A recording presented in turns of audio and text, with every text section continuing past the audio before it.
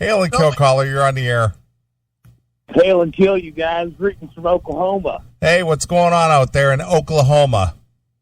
Well, I'm sitting on my duff here listening to you guys talk about the Aerosmith thing. I'm furious. You're it's furious? Crazy, man. Well, tell us I'm furious. Well, unleash the fury there, Yngwie. Man, Joey Kramer has been in this band the whole time. How much bullshit has he put up with all those guys and all the shit they've been through? I mean, I read where they were making him pay $20,000 a week for his replacement out there in Vegas, and then like to be like turned away from your own rehearsal spot. That's crappy, man. It's real crappy. Do you agree with us that the reason is probably that he's just a pain in the ass to the other guys? Man, you know, if I had to guess, I would think that like, okay, probably he had this injury. He's probably been on some pain medicine. Maybe, you know, Steven and Joe just don't want to be around him. I mean, you know, those guys, they act funny once they're off the shit. All of a sudden it's like, oh, well, you know, anybody that's like under the influence is now poison to us. But, you know, like read the book. I mean, read the book. And Steven Tyler, I mean, he's married to this girl from Tulsa for a long time. So, you know, he's sort of like a sort of folk hero around here. But I'm telling you what, man, I mean, that guy'd be the last person I'd be taking any moral advice from. You know what I mean? Right. Yeah, it just sounds so stupid that this guy that's been in the band for 50 years is being, you have to audition? Fuck you. There's my audition tape. Right. This finger. Right. I mean, and I've heard, you know, and it's like, they've been using tracks probably since Permanent Vacation. Would you agree? It's been a while. Yeah. I mean, at least. I mean, you know, seriously, for me, it's like Done with Mirrors was a kick-ass album. Tank. I loved it.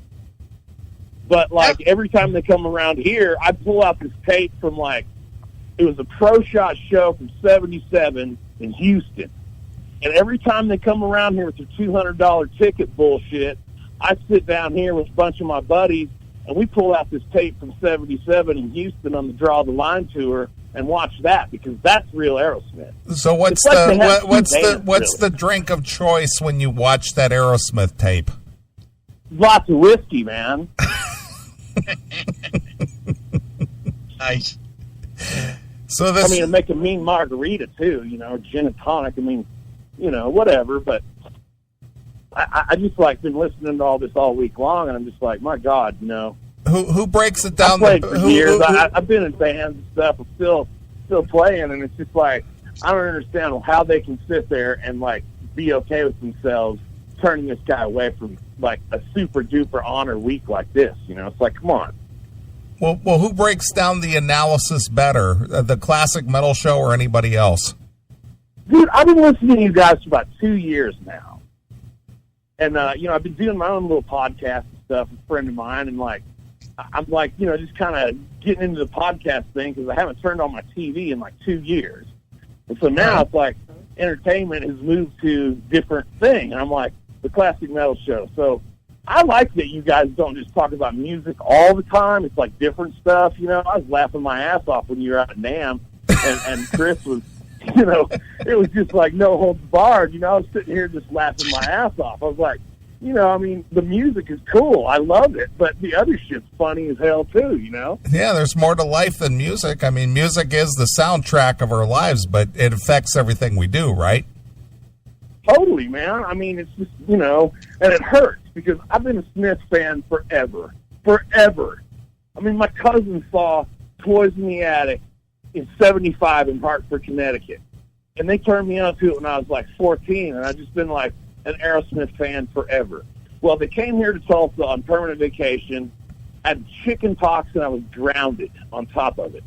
And your buddy Dawkins opened up for him that night. Yeah, that's true. Well, there was some kind of like, I can't even remember what happened, but the story on the street after that show, this was like February 88 or something. And then the story on the street was, oh, Steven Tyler jacked off on stage, blah, blah, blah, blah, blah. I don't know what really happened because I didn't really know anybody else that went, but it was like, they came here and played a few times since, you know, but I've never seen them live. They're one of my favorites, but I've never seen live, but after we started using all these tracks and playing all this pussy-ass shit, I'm like, there's always like one or two good tunes on each record. I mean, probably like Honkin' on Bobo. I got into that. That was cool. Everything else, I just haven't been into it. It's just like, it's just not my thing. Yeah, fuck totally those guys. It's a totally different band than 75, 76, 78, whatever. Totally different. Yeah, getting clean definitely changed them, that's for sure. Well, and it's like, man, back in those days, rock and roll was about, it was just no holds barred, everybody in the audience was messed up. But the deal is, with Aerosmith more than just about any other band, I mean, if you listen to everything where they were wasted, and then, I mean, they got clean for Permanent Vacation. And Permanent Vacation sounds nothing like anything pre-Permanent Vacation. Right. When they were drug addicts, they were a better band. Even no done kid. No kid. Done with Mirrors, I think they were trying to get clean, but they were failing miserably, if I remember right. And that's why you got songs like My Fist, Your Face, because they fucking hated each other, and they wanted to punch Joe Perry in the fucking face. That's what that song was about. The stories about, Joe Perry was homeless by, 1982. Yeah. I mean, when they did the Rockin' a Hard Place, Jimmy Crespo and them came on, I mean, Joe Perry was reportedly homeless. I mean, Slash ended up with that Les Paul, and he gave it back to Joe at his 60th birthday party, whatever it was. It was just like, man, I mean, how far, they go far down, and then they go way back up, and then they go way down. It's just like, wow. Well, if he was homeless, if he was broke and homeless in 1982, he's made $120 million since. It's unbelievable, isn't it? Off of the bad version of Aerosmith. That's after 15 years of the good Aerosmith. He still had no money. Then they started writing the shitty ballads, and he made $120 million. I know. And that country album, Steven Tyler just could kiss my ass. That country album, shit. A waste of plastic. Yeah, pal. Yeah, pal. Well, so what else you guys going to talk about tonight? So what's going on in Oklahoma? Where'd you say you were from? Man, I live out near Claremore. You know where that's at? It's northeast of Tulsa on Route 66. Okay, I know where Tulsa is, but I don't know where Claremore is. But so what do you do? It's the home of Will Rogers, man. It's the birthplace of Will Rogers. Okay, so what do? You sit out on the porch and listen to us and drink some whiskey? Well, I should have been gigging tonight at this cheap-ass bar. They tried to fuck me over, so I told them I wasn't coming. Spoken like a true rock star. Well, I mean, I've been doing this 25 years. I've played with all kinds of people and done all kinds of stuff. I'm still doing records. I'm still recording. I'm still playing. I'm just hook or by crook. I ain't giving up, Yeah. I don't think rock and roll's dead. I just think it's been ruined by all this corporate bullshit. You know what I'm saying? Yeah, I know what you're saying. It's terrible, dude. I mean, the shit that I hear from, some of my friends that are sort of up there, even, it's just amazing. I can't believe what they're telling me. It's a tough life out there in the rock and roll and music world. Yeah, but man, it's a tough life sitting in a cubicle pushing papers too. You know what I mean? Yep, that's why Chris works at home behind his green screen. Damn straight. That is awesome. That is awesome. I mean, I got a few side hustles and shit, but I mean, I still just play music mostly, and stuff like that. Well, there you go. As long as you're happy and you like what you're doing. Well, isn't that the name of the game? Life's pretty long, man. If you're not, doing what you like and doing what you love. So what's the status down there in Oklahoma? You got an old lady? You banging multiple chicks, or what's going on? Dude, I've had a decade of some fucking wild ass chicks. I mean, I moved out here from Tulsa. I was in Tulsa for about 5 years or so. Then I moved out here in 2005. And I hooked up with this hillbilly chick down the road. And I mean, it's just like one of these chicks that you're like, okay, I've heard of people like this, but I never knew any of them really. Does she have all her teeth? So, well, sort of. What does that mean, sort of? She either does or she doesn't. Well, she had like a bridge, you know. She had a couple missing on the side.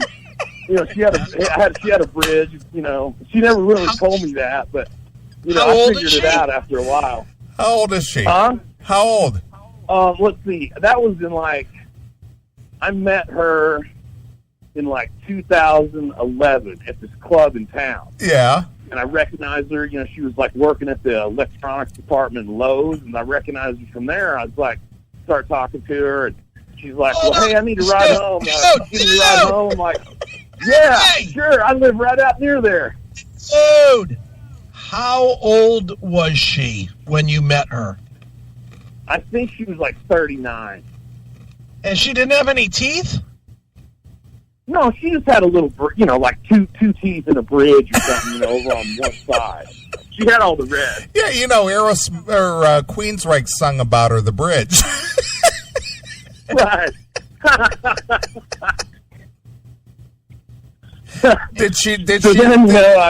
Did she rake your dick? Dude, that chick, I had a gig in Oklahoma City. I had 2 gigs in Oklahoma City. I brought her with me.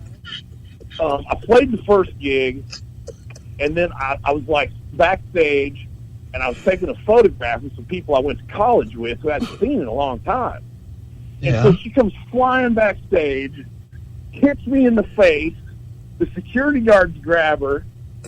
Then I get paid, and I get her in the truck, and I think, okay, 3 hours on the way home. If I can make it, I'll be happy. Well, about the time we get about, I don't know, half an hour outside of Oklahoma City coming east, she starts hitting me in the balls, trying to jerk the wheels, wrecking in the guardrails, shit. And then I'm like holding her by the throat against the window, trying to like hold her off of me. So she's like squeezes off star 55 on her cell phone. The hypos roll up on me like 10 minutes later, bust my ass for DUI, take me all the way back to Oklahoma City, throw my ass in jail. That's not funny, but it is. Dude, it was terrible. So I'm sitting there and I'm just like, well, okay, you know, if they towed a truck, they're going to tow it to this little shitty town, and of course they're going to steal all my equipment or whatever. So I'll let her take the truck back out here, you know, and so wait a minute, whoa, dude, hold on, dude. So wait a minute. So after she's hit you in the balls and hitting you, and you gotta hold her by the throat, and she calls the cops. After all that, you were like, well, I need you to take the car home? Well, it was either that or let them tow it to this shitty little town, and the tow place would have stole all my gear. I think I might have let them tow it. Oh my God! You talk about being between a rock and a hard place, huh? Right on, man. It was just like, so I get there, you know, in the cell, and I like get on the phone immediately, and I call her mom, and I'm like, if there's any trouble, I'm gonna fucking unleash the fury. It's gonna be bad. So I get home, I'm here, you know, like 2 days later after they let me out. 2 days? And it was just like the biggest crock of shit ever, because I had to go through all the DUI shit, everything else. I would have made it if it wasn't for her ass. Well, did she get the truck back? Yeah, she got the truck back here, and it was all right. All my gear was still, you know, here and everything else. Oh, my God. Now, I'm curious, dude, how long did you keep seeing her after that? You still are, aren't you? You still are, aren't you? Probably like a couple of... No. Couple of months. No, maybe like 8 or 9 months off and on. 8 or 9 months? After, wait a minute, just so I'm clear, a bitch that you had to damn near choke out for punching you in the balls that got you arrested, you stayed with for another 8 or 9 months. Well, yeah, but you know, she was flitting around all the time, dude. She disappeared for like 4 or 5 days at a time.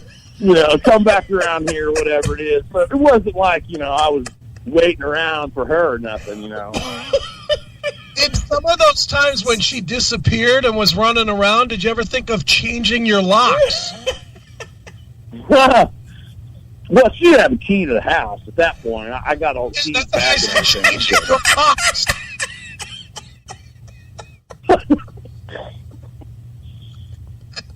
But it was crazy. She ended up getting with some other dude, and she went to jail for like 6 months over the deal. And I was like, finally, I'm rid of her ass. My goodness, dude. Have you visited her in jail? I did not visit her in jail. No, I did not. Is she out of jail now? She's out of jail also. She's with some other dude. It's been, All right. I think probably last time I saw her was probably like 16. Her parents still live down the road. Be honest. You at least had dinner with her since she's been out of jail. No, I haven't. Oh, my God. No? No, like last time I saw her was like 16, I think. I got to give it to you, dude. Oh, my God. You're one of the... You make those of us that have fucking sworn off dating confident in our decision. Jesus. Dude, wow. I mean, that episode you guys talk about your ex-wife and, the salad incident and shit in Los Angeles and Neeley went through, I'm like, dude, I know what those guys are going through. I mean, the next one was even crazier, man. I mean, it's just been like 3 in a row of just... What happened with the next one? Okay, the next one there's was more. like, okay, this was like... Hold on, dude. Neeley, in case you didn't hear because you're having a stroke over there laughing so hard, he said that the next girl was even more crazy than that one. Oh, my God. So please, tell that story.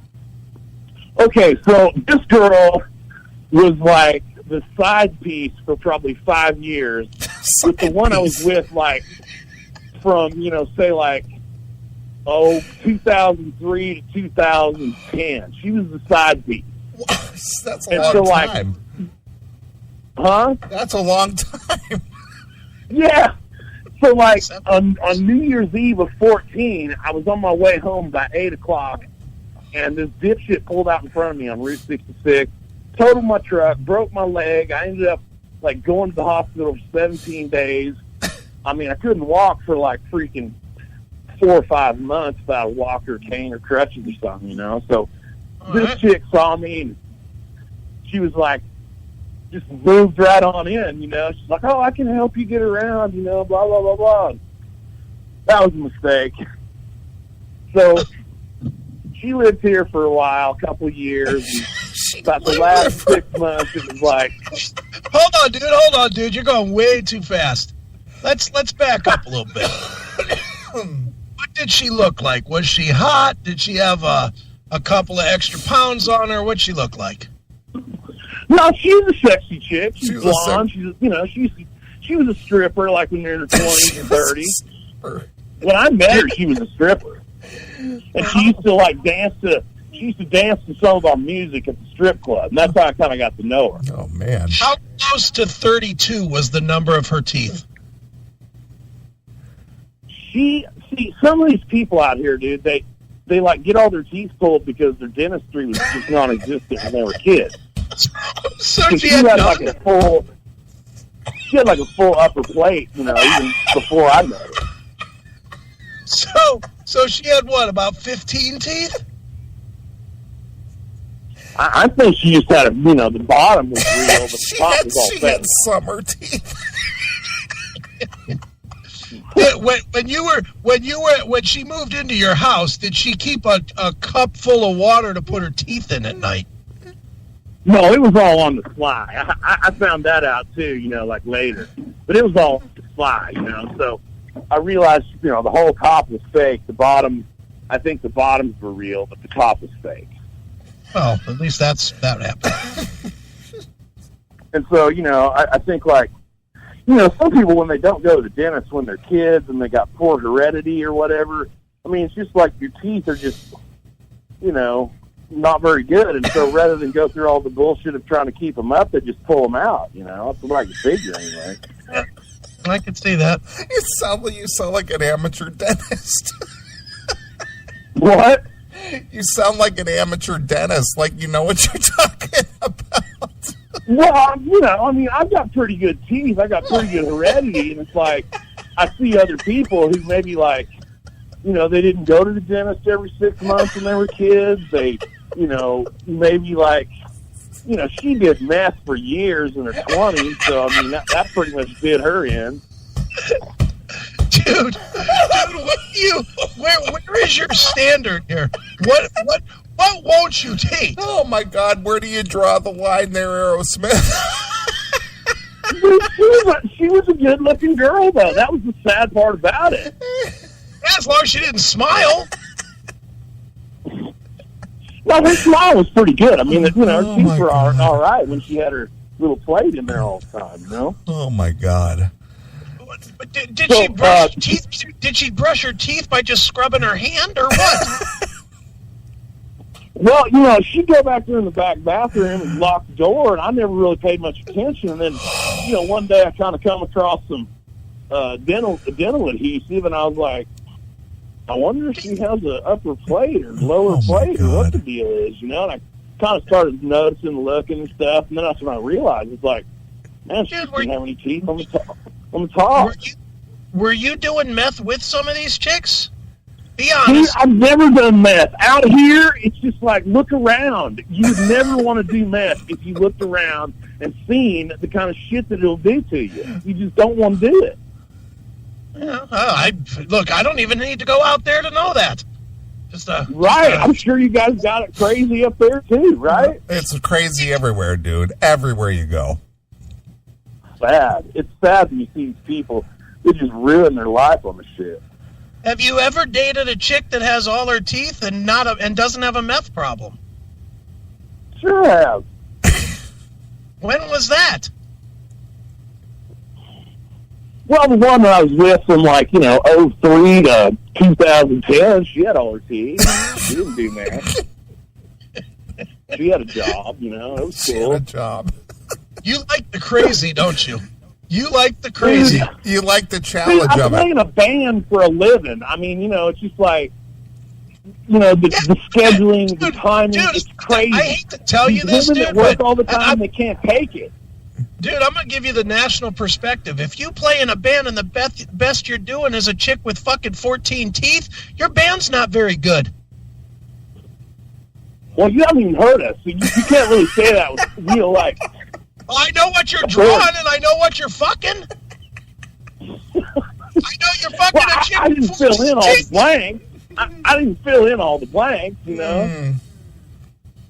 You the chicks that you're pulling at your gigs to have less teeth than fucking bones in their leg.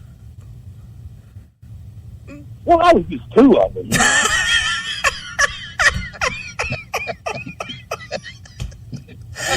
Dude, you're killing me. You've given me the best laugh in a long time. Oh, my God. Dude, well, I didn't tell you the story about the second one. Well, tell us the story. Tell us. You're killing me. All right, go so it got ahead. to the point, it got so bad where the band was like, we don't want her around at the gig. Hold on, want her dude. around She was when we come out to rehearse.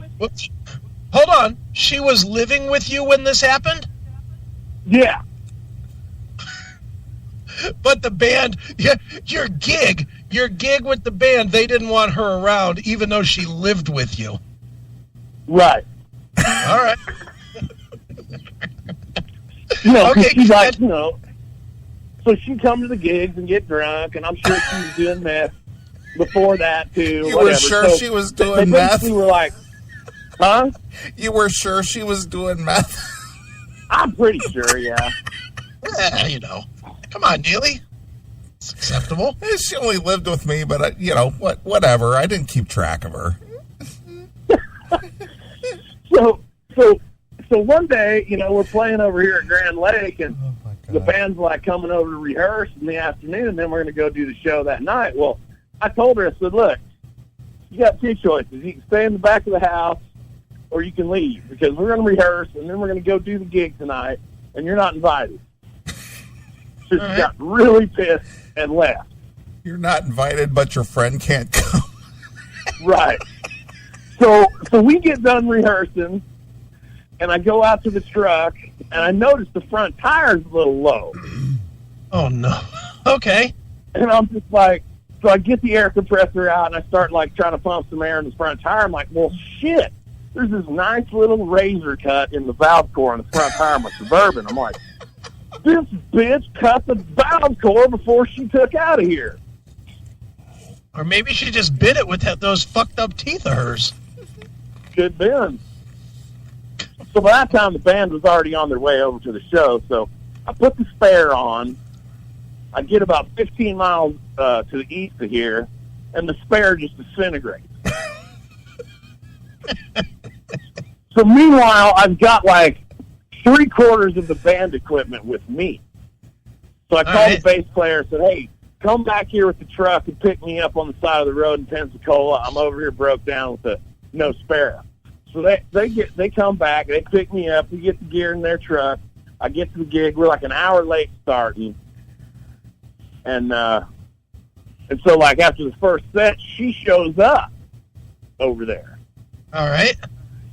And so the bartender's like, is this girl with you? Because if she is, we're going to ask her to leave. She's acting stupid. And blah, blah, blah, blah. I'm like, hey, she is with me, but she knows she's not supposed to be at the show tonight. And if you need to ask her to leave, you just go right ahead. I'm okay with that.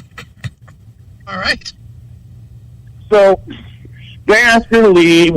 She throws a drink on the dance floor. Glass shatters everywhere. She gets my camera that's like on the tripod. She throws it on the concrete. Then she gets in her car and just burns rubber out of the parking lot. And so just so happened that night there was a guy that was like a volunteer fire department, so he's like, oh, I've let my law enforcement friends know in 3 counties that she's out on the loose, so she'll probably be pulled over tonight for DUI and blah, blah, blah. So I'm like, okay. So the end of the show, we load up the bass player's truck. They come back here. They drop me off and unload the gear onto the porch. About, 30 minutes later, here she comes, busts through the gate in her car. Busts the gate off the hinges. All right. Starts acting stupid when she gets inside. I just put her in a chicken wing and threw her ass right out the front door. I'm like, you're not going to act that way around here, So she gets it back in her car. She takes off on 66 towards Claremore. And I'm just, fearful for other people's lives. I call the hypos, and I'm like, hey, you need to pick up this little, red car on the way to Claremore on 66 between here and, Foyle and Claremore. And, she's intoxicated beyond belief. She's probably on drugs. And you need to pick her up. So they're like, well, we can't really do anything unless we see an infraction. I was like, hey, after 25 years of driving in this piece of shit state of yours, I know that's bullshit. You pull me over because my tag light's too dim, So don't give me that shit. Her tail light's out. I know you can work with that. All right. So about 20 minutes later, here she comes again. So I just shut the door and lock the door. She picks up one of my JBL monitors is out on the porch. She picks that up and throws it through the window next to the front door. And I'm just like, what the hell's wrong? I mean, what the hell's going on here?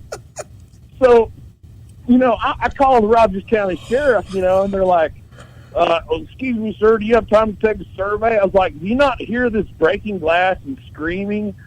I mean, you need to get somebody out here really quick, or, you're going to have to just send the meat wagon, The meat wagon?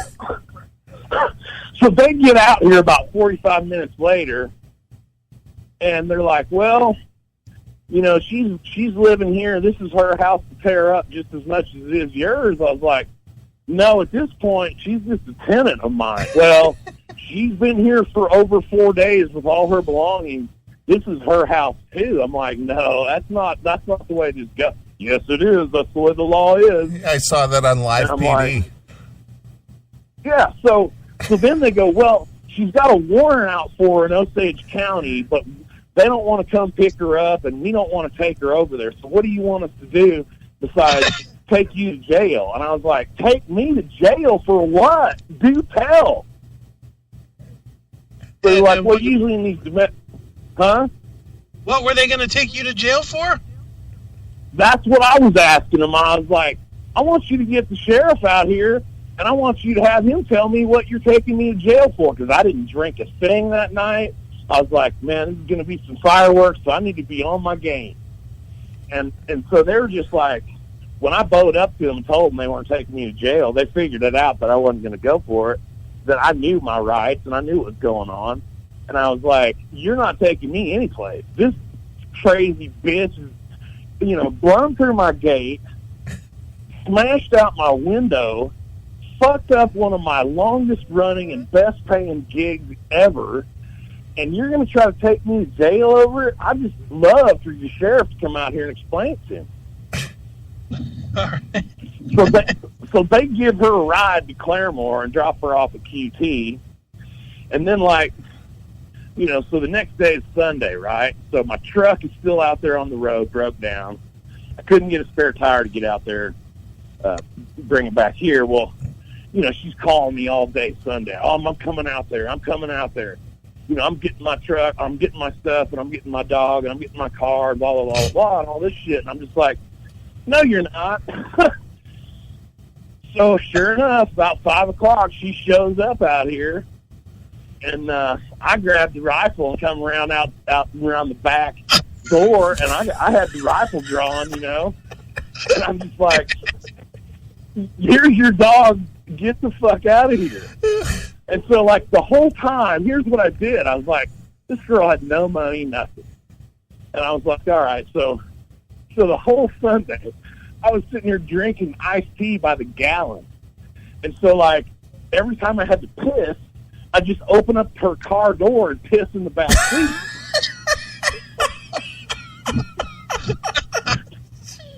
Oh, my God. And so, you know, we're talking like in the course of 12 or so hours, I drank 4 or 5 gallons of iced tea, and I probably pissed in the back seat 8 or 9 times. Oh, my God. So she gets her car and takes off. Yeah. And then there was like a couple of restraining orders after that. I'm just gonna say this, dude. One night. I'm just making an assessment here. I got a feeling you're a handful as well, man. I don't think you are. Well, dude, listen. I mean, yeah, I am a handful. I'll admit it. But I mean, look, you know, I just seem like these crazy chicks just seem to be magnetized towards me or something. I don't know. Can't imagine why, dude. I can't imagine why. Dude, how long has it been until you waited until you could unburden yourself on somebody? What do you mean? Where you could just let it all out. Tell these stories. Oh, man, no. I've told a few people the stories. But you really wanted to tell us, right? Well, I mean, you guys would appreciate it, because it's like you can't make this shit up, you know? We definitely do. This is going to be its own segment. I'm going to tell you that right now. It's going to open the best of in 12 months. Yeah. Well, I mean, it was crazy. Wow. And so that was, you know, that was 17 when that happened. Wow. And then I got with this other chick. And it was like, this girl, dude, everywhere we went, she just swore up and down that I was looking at some girl's tits. I was looking at her ass. I was just like, look, I'm fucking playing a gig. That means you look at the audience. That means you engage the audience. And it was just crazy. Do we have a teeth?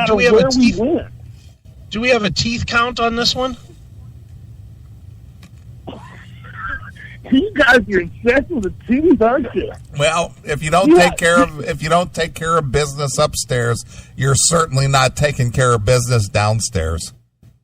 Well, like I said, it's like out here, man. Some of these places, the water's really bad, and like water. Really? What's the water filled with? Stones? No, man. It's like the water just rots away your teeth. Like I said. Water's doing it? Well, I know other people that, like, they'd go to the dentist, and the dentist will say, hey, you lived in so-and-so and so-and-so. And it's like, yeah, I grew up there, and we never went to the dentist. And so by age 30, they've had all their teeth pulled, I don't think it was the water. I don't know. I'm not a dentist, dude. I don't know. I think it was lack of toothpaste and a toothbrush. Maybe so. Dude, with the chicks that you've picked so far, I guarantee you're not a dentist. I mean, my teeth are pretty good, man. I mean, I'm 47 and I've had one cavity, and I had like a root canal earlier in the year. And, well, what I hadn't seen the dentist. These girls living in, they got the corn syrup in their water. What's that? There's pure corn syrup coming out of the faucet. Yeah, I don't know. Well, it's like the mess thing is a big deal. When you do mess, your teeth just go to shit in a hurry. What's the water made of? Coca-Cola? Jesus Christ, dude. Oh, my God. Man, look it up online. It's like in Claremore, the water is as bad as the water in Flint, Michigan. Seriously. Oh, man. I live outside of town. I'm on rural water. And I've been here 15 years, and it's like, it's bad. Oh, man. I guess. Dude, you have supplied me with some of the best entertainment I've heard in a long time. Well, man, you guys too. I've been listening to y'all, like I said, for a couple of years. And it's like, I keep finding more stuff on YouTube and more stuff on your site and all these other pages. I think it's totally bullshit what YouTube is doing with everybody. It's crazy. It's like, what are you going to, tell me what I can say and what I can't say? Yeah, pretty much. Judge this as hate speech and everything else. It's fucking nuts. Yeah. Do you own any guns? You're damn right I do. I told you he had the shotgun on the other chick when he was pissing in her car. I never shot anybody or nothing, but out here, you need one, man. I haven't shot anybody or nothing. Hey, dude, you need one just for the chicks you date. Jesus. It would be justifiable homicide. If Judge Aiken were in charge, he certainly would cut you loose. Not guilty, baby. Well, that really pissed me off when she threw that JBL monitor through the window. Because that JBL monitor, I don't know if you know about JBL, but, for years they used to be made in the USA in Northridge, California. And, about, 2010, they shipped all the shit overseas, and now it's just junk like everything else. And so this monitor is like one of the ones made in Northridge. And it survived. So this was my thing. And the only... What? Of course it did. It wasn't made of the same shit that girl made her teeth out of. So my deal was like this. So I look up JBL online after all this shit happened, and I was like, man, I got to get an endorsement deal out of this. And so my thing was going to be like, what was it? It was going to be a picture of me on stage with the JBL monitor, rocking the stage, and then a picture of it through the window in my house, or a Jealous Rage, JBL rocks, whatever, something like that. And that's when I realized that they were now being made in China or something. And they're like, oh, well, it's not the same kind of thing anymore. And I was kind of disappointed, but it still works. I still use it. It's amazing that it works. Because, this window is, 3x3 or something like that. I mean, she just threw this thing right through the window. I had to replace the window completely. Well, and it still made it. It still works. Well, dude, you know what I'm going to call this segment tomorrow when I cut the What's show? that? It's going to be called I'm a Gumfighter Looking for Love.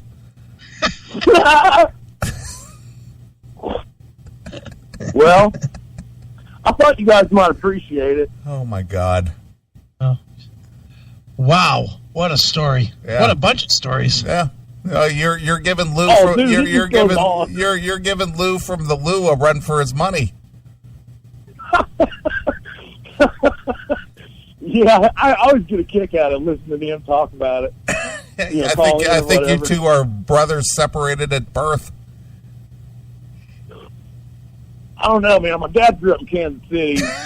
My mom grew up in Connecticut. I was born overseas, and so I ended up down here, you know, probably in, I don't know, late 70s we moved to Oklahoma. Oh, my God. So I'm kind of a weirdo as far as Oklahomans go, you know. I'm Yes, not from I here. I agree with wasn't that born part. here. Huh? I said, I agree with that part. You are kind of a weirdo. Well, that's like the pot calling the kettle black, you know what I mean? I know dude, believe me, I know I'm all kinds of fucked up. You're one of my guys. I can guarantee you're definitely a Chrisophile more than a Neely phobe. Oh, Fuck yeah. Dude, both of you guys are entertaining. I get a laugh out of all of it. Seriously. That was so awesome. You guys got to interview Frank Marino. That was kick-ass, man. No.